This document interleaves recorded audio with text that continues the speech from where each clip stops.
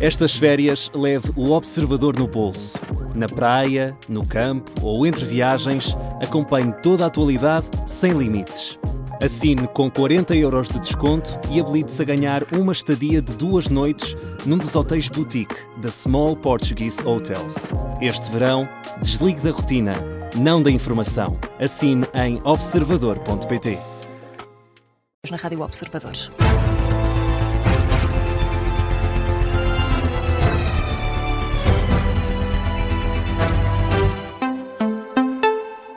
Jornal das 10 com o José Rafael Lopes, na Rádio Observador. E José, a Câmara de Almada vai proibir os gastos não essenciais de água para restabelecer as reservas no concelho. Anúncio da autarca Inês de Medeiros, que espera que as falhas no abastecimento sejam ultrapassadas num espaço de 2 a 3 semanas.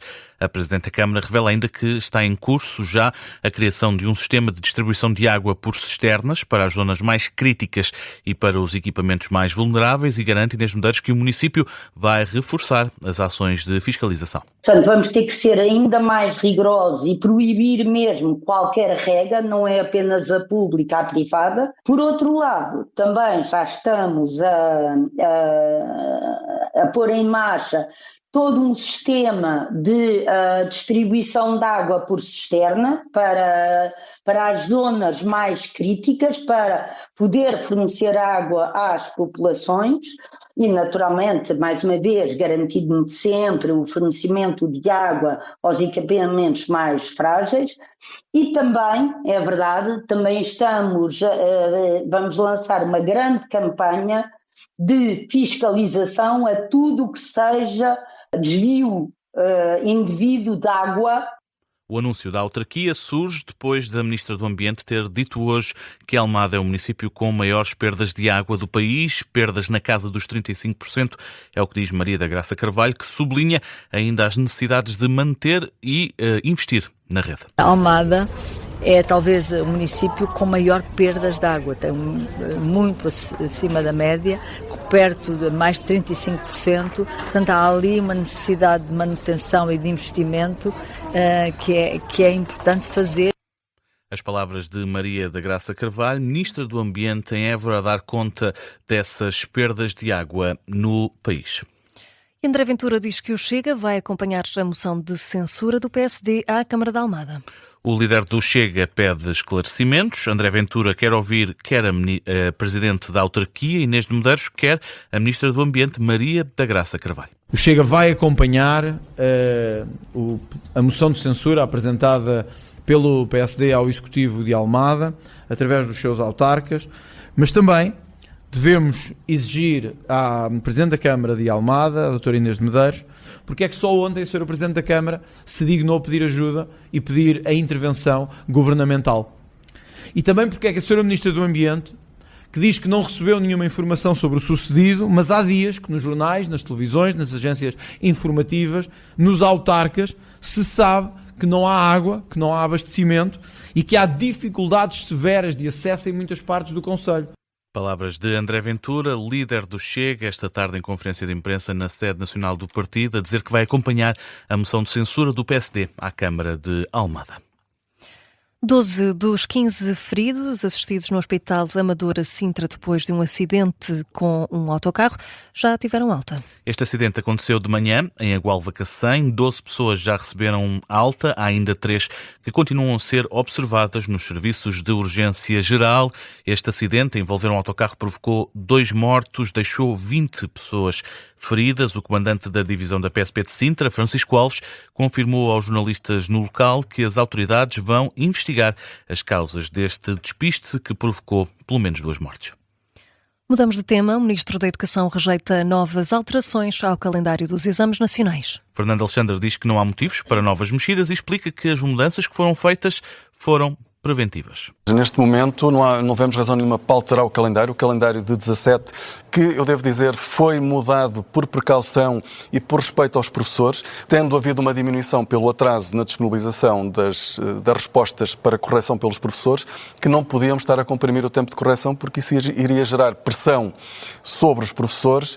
Sobre os constrangimentos causados às famílias, o Ministro reconhece o impacto das alterações ao calendário e garante que, caso existam famílias prejudicadas, o Estado pode mesmo vir a indemnizá-las. É claro que a alteração de um calendário pode afetar a alguma família, é possível. Nós procuramos precisamente fazer uma alteração que é marginal, ou seja, foi dentro da mesma semana, foram 2 dias, não passámos para a semana a seguir. Eu já tive a oportunidade de o dizer. Se houver alguma família que demonstre que foi efetivamente, porque nesta altura eu acho que é muito difícil, porque não sabe se o aluno vai à segunda fase ou não, à partida, quer dizer, se demonstrar que de facto houve um prejuízo, obviamente o Estado deve ressarcir a família, eu não tenho dúvidas nenhumas sobre isso. Garantia de Fernando Alexandre, em entrevista à CNN Portugal, o Ministro da Educação defende o processo, mas admite que a transição para o digital, nesta época de exames, deveria ter sido feito de forma gradual. E o vice-presidente do PSD, Alexandre Poço, em defesa do Ministro da Educação, diz que o Executivo está disponível para prestar esclarecimentos. Alexandre Poço elogia as capacidades do Ministro e garante que Fernando Alexandre tem toda a solidariedade e apoio do Governo. Obviamente que lamentamos que esta situação esteja a acontecer. E eu acredito que o Ministro Fernando Alexandre, que é um homem muito capaz, muito inteligente, muito sagaz, competente, tem em todas as declarações que tem feito sobre o tema e o próprio Governo como um todo expressado a nossa, por um lado, compreensão e solidariedade com a situação que esta dificuldade na correção dos exames nacionais está a gerar. Alexandre Poço diz que o Governo tem de assumir responsabilidades e resolver os problemas que têm surgido com este novo método de correção dos exames nacionais, mas fala, na Rádio Observador, em dores de transição. Há naturalmente um espaço que eu classificaria como custo de transição ou dores de transição de um Governo que quer transformar e quer desmaterializar processos e que quer digitalizar e que, portanto, naturalmente, estas transformações digitais, estas desmaterializações, estas mudanças de processos têm custos e têm dores na transição. Lamentamos que esteja a acontecer. Estamos totalmente disponíveis para dar todos os esclarecimentos em torno desta matéria. O vice-presidente do PSD, Alexandre Poço, entrevista na Rádio Observador no programa O Sofá do Parlamento. Aumentou o número de portugueses e lusodescendentes mortos nos sismos da Venezuela, a lamentar 100 mortos. Número revisto em alta, com mais 3 mortes confirmadas pelo Ministério dos Negócios Estrangeiros.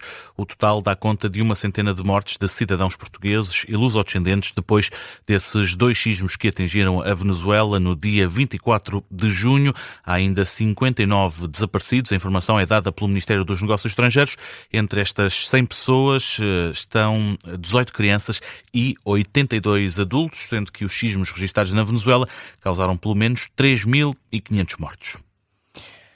No Campeonato do Mundo, a Argentina venceu o Egito por 3-2 e está nos quartos de final.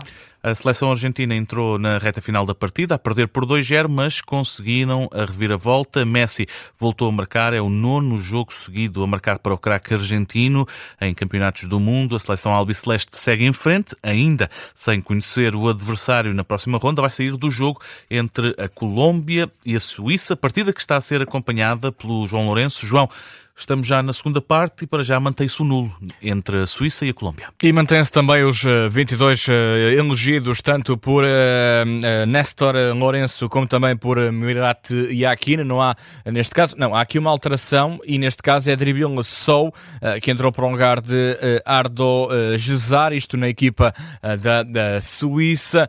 O número 15 da seleção helvética que há poucos momentos protagonizou um remate bastante desenquadrado à baliza de Camilo Vargas. Neste momento é novamente uma partida marcada pelo equilíbrio e o resultado assim o diz. Vamos certamente aguardar pelo desfecho desta partida. Minuto 41, Suíça 0, Colômbia também 0. João Lourenço está a acompanhar este Colômbia-Suíça dos oitavos de final do Campeonato do Mundo, o último jogo desta fase da competição, sendo que os últimos minutos têm relato aqui na Rádio Observador. No já habitual Minuto 90 tem acontecido em todos os jogos do Campeonato do Mundo. Vamos ainda falar de outras notícias que estão a marcar a atualidade. A começar pelos incêndios. Neste momento, o fogo que mais preocupa as autoridades é o de Sabugal. Continua ativo. No terreno estão cerca de 350 operacionais, apoiados por uma centena de meios terrestres. Destaque ainda para o fogo de Sinfãs, que está já na fase de resolução. Aconteceu ao início da noite. Ainda assim, continuam no local cerca de 70 operacionais, acompanhados por 18 viaturas. O Presidente da República promulgou hoje 4 diplomas do Governo, incluindo a nova lei orgânica do INEM, que foi aprovada pelo Conselho de Ministros em maio. Além desse diploma, António José Seguro promulgou o novo regime do exercício da atividade pecuária, a integração da Escola Superior de Hotelaria e Turismo do Estoril na Universidade Nova de Lisboa e a criação da Universidade Técnica do Porto. António José Seguro, que esteve hoje de visita à Embaixada da Venezuela, em Lisboa, para deixar uma mensagem de solidariedade no livro de condolências pelas vítimas dos sismos de 24 de junho.